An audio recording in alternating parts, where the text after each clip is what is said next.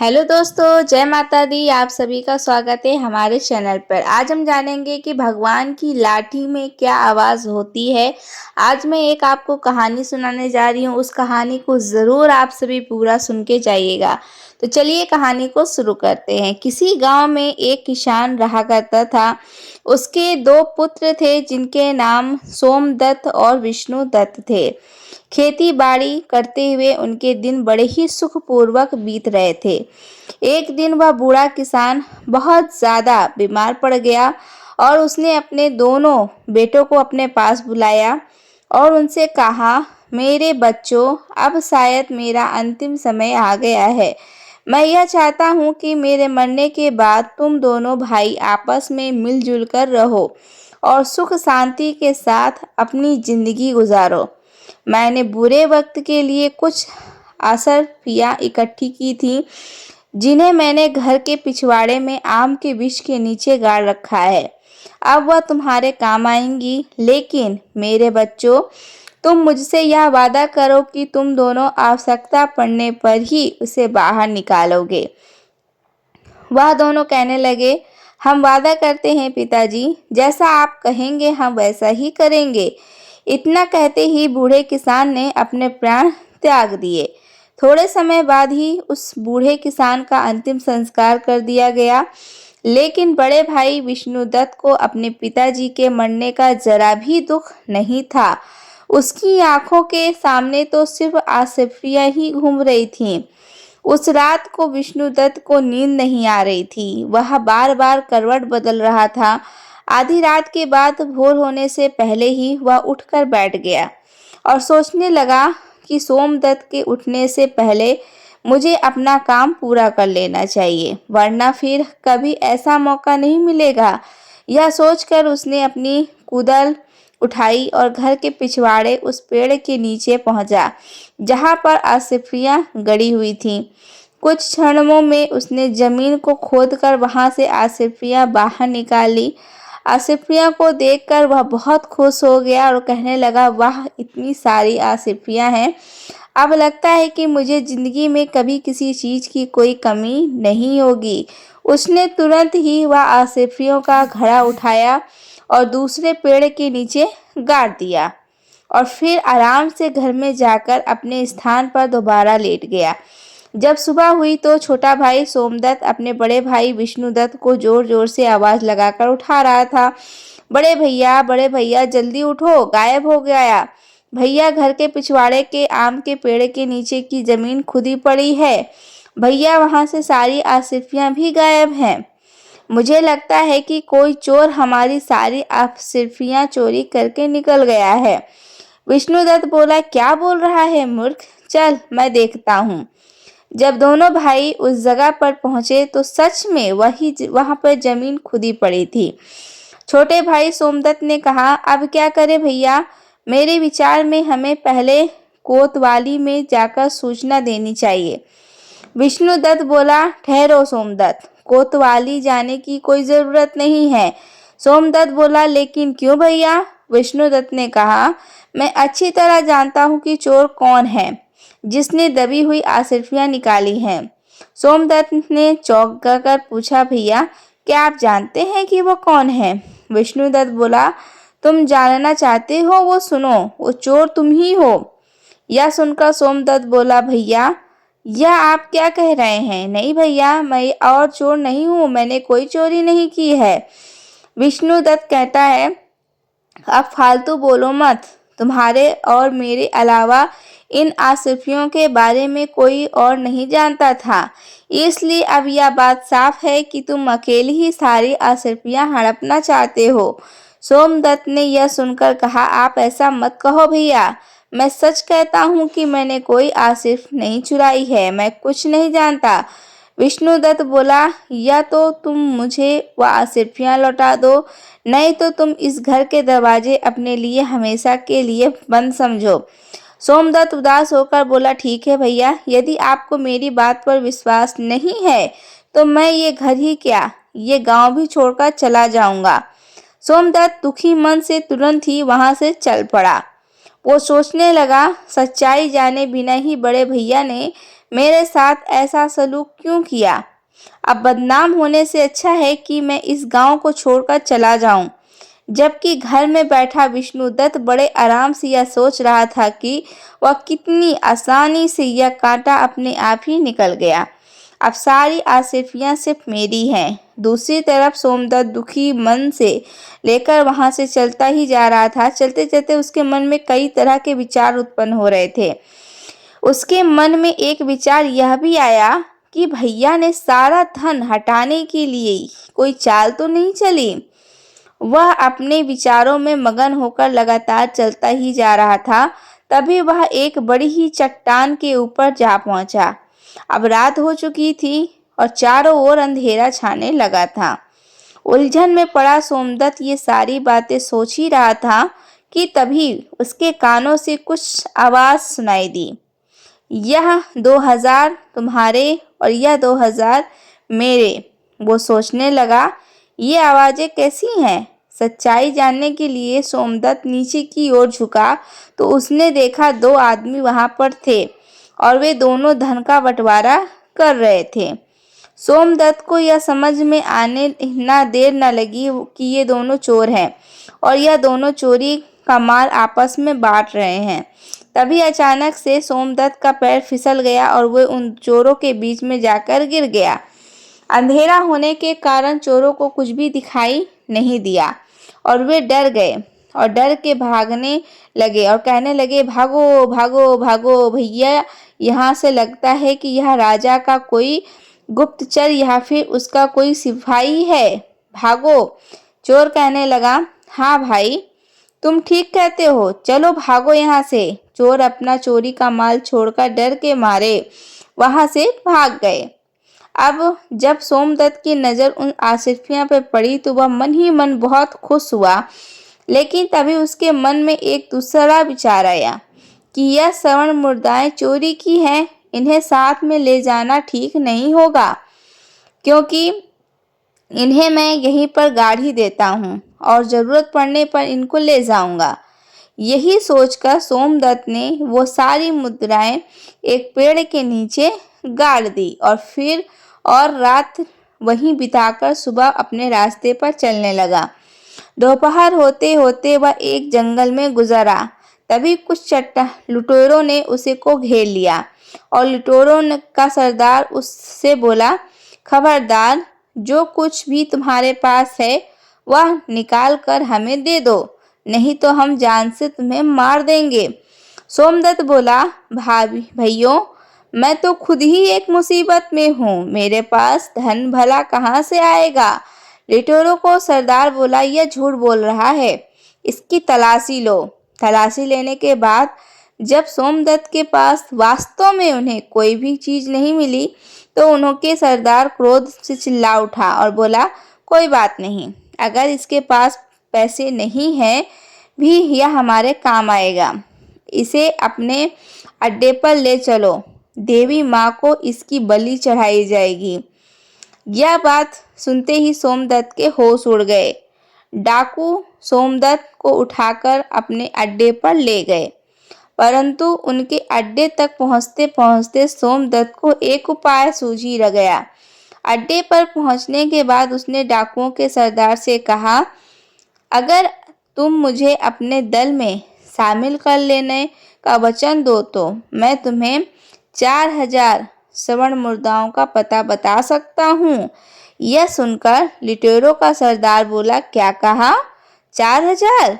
यदि तुम सच कहते हो तो हमें यह शर्त मंजूर है, जल्दी से हमें उन स्वर्ण मुद्राओं का पता बताओ। सोमदत्त बोला, देखो भाई, अभी तो रात होने वाली है, इस समय वहां पर जाना ठीक नहीं है। कल सुबह होते ही मैं तुम लोगों को वहां पर लेकर जाऊंगा। लुटेरों का सरदार बोला, ठीक है, लेकिन खबरदार, हमारे साथ कोई चालाकी नहीं करना, वरना अंजाम बहुत बुरा होगा। सोमदत्त बोला, ठीक है, मैं तुमसे कोई भी धोखा नहीं करने वाला। अगली सुबह सोमदत्त उन चोरों को उसी जगह पर ले गया जहां पर उसने वह सोने की मुद्राएं दबाई हुई थी। सरदार ने आदेश पर तुरंत ही उसकी आदमियों से उस जगह को खोदा गया और शीघ्र ही वहां स्वर्ण मुद्राएं उनके सामने थी। स्वर्ण मुद्राओं को देखकर वह सभी बहुत खुश हो गए और वह स्वर्ण मुद्राओं को अपनी थैली में भरकर अपने अड्डे की ओर चल पड़े। परंतु सोमदत्त के दिमाग में अभी भी कोई दूसरी योजना चल रही थी। वह सोच रहा था कि ये स्वर्ण मुद्राएं एक तरह से मेरे काम में ही आई हैं, लेकिन मैं जल्दी ही इनके मौत का कारण बन जाऊंगा। इस घटना के बाद सोमदत्त उन लुटेरों के गिरोह से साथ ही रहने लगा और वह लुटेरों के सरदार का सबसे विश्वसनीय आदमी बन चुका था। कुछ समय बाद सोमदत्त ने उन लुटेरों के सरदार से कहा, सरदार, मैं 1 सप्ताह के लिए अपने घर जाना चाहता हूँ। वहाँ पर मेरी बूढ़ी माँ है और एक बार मैं उनसे मिलना चाहता हूँ। सरदार, जो सोमदत्त की योजना से बिल्कुल ही अनजान था, वह सोमदत्त को अपना सबसे विश्वास योग्य आदमी मानता था और उसने सोमदत्त को 1 सप्ताह के लिए अपने घर पर जाने की आज्ञा दे दी। सोमदत्त अपने घर जाने के लिए रवाना हुआ, परंतु वह अपने घर जाने की बजाय राजा के महल की तरफ चला गया। उधर राजा महल में महाराज पहले ही उस डाकू के आतंक से बहुत परेशान थे। वह अपने महामंत्री से कह रहे थे कि मंत्री जी, आखिर वह डाकू कब पकड़ा जाएगा? पूरा देश उसके आतंक से परेशान हो रहा है। मंत्री जी बोले, मैं अपनी तरफ से पूरी कोशिश कर रहा हूँ महाराज। वह आतंकी जल्दी ही आपको कारागार में नजर आएगा। उसी समय वहां पर एक पहरेदार आया और बोला, महाराज की जय हो। महाराज, एक व्यक्ति आपसे डाकू जागीरा के संबंध में मिलना चाहता है। महाराज बोले, अच्छा, तो उसे तुरंत यहाँ पर लेकर आओ। कुछ समय बाद ही वो पहरेदार सोमदत्त के राजा के सामने लेकर आया। सोमदत्त बोला, महाराज, मेरा प्रणाम, मेरा नाम सोमदत्त है। मैं महाराज। राजा बोला, कहो नौजवान, तुम जागीरा के बारे में क्या जानते हो? सोमदत्त बोला, क्षमा करें महाराज, मैं आपसे एकांत में बात करना चाहता हूँ। मंत्री ने कहा, दुष्ट, क्या तुम जानते नहीं यहाँ राजा के सम्मानित और विश्वास पात्र व्यक्ति मौजूद हैं? जो कहना चाहते हो तुम सबके सामने कहो। राजा बोला, ठहरिए मंत्री जी, यदि यह हमसे एकांत में बात करना चाहता है तो हम इससे एकांत में ही बात करेंगे। आप लोग जाएं। उसके बाद सोमदत्त ने राजा को अकेले में पूरा किस्सा कह सुनाया और आगे बोला, महाराज, इस तरह मैं उस डाकू का विश्वसनीय आदमी बन चुका हूँ और अब मैंने उसे अपने जाल में फंसा लिया है। अब बस उसे और उसके साथियों को पकड़ने के लिए मुझे आपकी सहायता की आवश्यकता है। यह सुनकर राजा बोला, बहुत खूब नौजवान, तुम्हारी चतुराई और साहस में मैं बहुत प्रसन्न हूँ। तुम उन भयानक डाकुओं को पकड़ने के लिए जो भी सहयोग चाहिए मैं करने को तैयार हूँ। कहो क्या करना होगा? सोमदत्त बोला, महाराज, परसों रात को आप कम से कम अपने 500 सिपाहियों को मेरे साथ भेजें। मैं उन सभी को उन डाकुओं के अड्डे पर ले जाऊंगा, जहां पर वह सैनिक उन डाकुओं पर आक्रमण कर देंगे और उन डाकुओं को गिरफ्तार कर लिया जाएगा। राजा बोला, ठीक है नौजवान, तुम्हारी सलाह बिल्कुल उचित है। तो तय रहा, हम परसों रात को हमारे सैनिकों को तुम्हारे साथ भेजेंगे। तब तक तुम यहीं राजमहल में हमारे शाही मेहमान बनकर रहो। उसके 2 दिन बाद सोमदत्त अपनी योजना के अनुसार सैनिकों को लेकर डाकुओं के अड्डे पर पहुंच गया। सैनिकों की टुकड़ी ने उन डाकुओं पर आक्रमण कर दिया। कुछ ही समय में सैनिकों ने उन डाकुओं को गिरफ्तार कर लिया और उनसे कुछ डाकू मारे भी गए और जो बचे हुए थे उनको महाराज के सामने पेश किया गया। वहां पर सोमदत्त को देखकर डाकुओं का सरदार मन ही मन सोचने लगा, उफ, कितना बड़ा धोखा खाया। इस सोमदत्त ने हमें कहीं का नहीं छोड़ा। अगले दिन दरबार में सभी दरबारियों और मंत्रियों ने विचार विमर्श करने के बाद राजा जयसिंह ने उन सभी डाकुओं को एक ही सजा सुनाई। वो क्या सजा थी? इन सभी खूनी दरिंदों को हम सजा एक मौत देते हैं। सैनिकों, अब तुम इन्हें ले जाओ और अगली अमावस के दिन इन्हें फांसी पर लटका देना। उसके बाद राजा जयसिंह ने कहा, सोमदत्त, तुम्हारी बहादुरी से हम बहुत प्रसन्न हैं। आज से हम तुम्हें अपना सेनापति नियुक्त करते हैं। सोमदत्त ने यह सुनकर कहा, आपका धन्यवाद महाराज, जो आपने मुझे देश की सेवा करने के लायक समझा। उधर दूसरी तरफ सोमदत्त का बड़ा भाई विष्णुदत्त अपने पिता की मेहनत की कमाई को बुरे कर्मों में बर्बाद कर रहा था। उसे जुआ खेलने की बुरी लत लग चुकी थी। वह शराब और जुए में अपना सारा पैसा बर्बाद कर चुका था। उसकी हालत इतनी बुरी हो चुकी थी कि अब उसके पास खाने के लिए अन्न तक भी नहीं था। पूरे गांव में वह इतना बदनाम हो चुका था कि अब उसे गांव में कहीं भी कोई भी काम भी नहीं मिल रहा था। इसलिए उसने यह निश्चित किया कि इस गांव में भूख मरने से अच्छा है कि मैं किसी दूसरे गांव में जाकर कोई काम धंधा ढूंढूं। इस तरह वह चलता चलता उस राज्य में आ पहुंचा जहां पर उसका भाई सोमदत्त सेनापति था। उसी नगर में वह किसी सेठ जी की दुकान पर गया और उससे पूछने लगा, सेठ जी, क्या मुझे कोई काम मिलेगा? तो सेठ जी ने उससे कहा, अरे भाई, तुम तो चेहरे से ही चोर उचक्के लगते हो, तुम्हें भला कोई क्या काम देगा? इसलिए मुझे माफ करो भाई और यहाँ से जाओ। विष्णुदत्त सोचने लगा, ईमानदारी से शायद मुझे यहाँ पर कोई काम नहीं देगा। अब तो पेट भरने के लिए मुझे चोर उचक्का ही बनना पड़ेगा। तभी उसकी नज़र सेठ जी के पास रखी हुई उस थैली पर पड़ी। उसे लगा कि ये स्वर्ण मुद्राएं की थैली है। उसने वहां से वो थैली उठा ली और तुरंत ही वहां से भाग गया और सेठ को उसे पकड़ने का मौका ही नहीं मिला। वो तो बस चोर चोर चिल्लाता ही रह गया। बाजार के कुछ लोग उसके पीछे भागे, लेकिन वो विष्णुदत्त को नहीं ढूंढ पाए और मायूस होकर वह लोग वापस लौट गए। इधर सेनापति बन चुका सोमदत्त अपना काम बड़ी ही ईमानदारी से कर रहा था। एक दिन महाराज ने सोमदत्त को बुलाया और कहा, सोमदत्त, तुम एक बहुत ही बहादुर, बुद्धिमान और नेक आदमी हो। मैं चाहता हूँ कि मेरी बेटी निशा के साथ तुम्हारा विवाह कर दिया जाए। कहो, इस पर तुम क्या जवाब देते हो? तो सोमदत्त ने कहा, महाराज, यदि आपकी यही इच्छा है तो मैं इनकार नहीं कर सकता। मुझे यह विवाह स्वीकार है। कुछ ही दिनों में एक शुभ मुहूर्त देखकर दोनों का विवाह संपन्न हो गया। विवाह को भी अभी कुछ ही दिन बीते थे और महाराज ने सोमदत्त को कहा, बेटा सोमदत्त, अब हम बूढ़े हो चुके हैं और इसलिए हम चाहते हैं कि अब राज की बागडोर तुम संभाल लो। अगले ही दिन सोमदत्त का राज तिलक कर दिया गया। महाराज जयसिंह अब तीर्थ यात्रा को निकल चुके थे। कुछ महीनों के बाद जो सबसे बड़ी समस्या सोमदत्त के सामने आई वह थी कि विष्णु को चोर की, जो उसी का सगा भाई विष्णुदत्त था और अब तक वह नामी और खतरनाक चोर बन चुका था।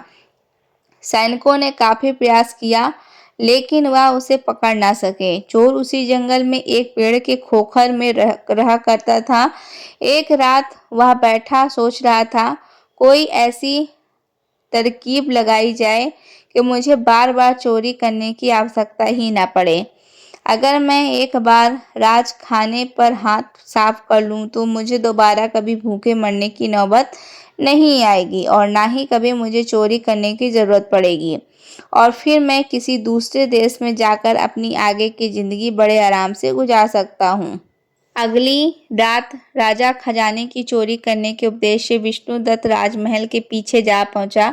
हाथों में रस्सी लिए हुए वह दीवार पर चढ़ने की सोच रहा था और दूसरी तरफ संयोग से उस चोर के बारे में सोच कर राजा को नींद नहीं आ रही थी।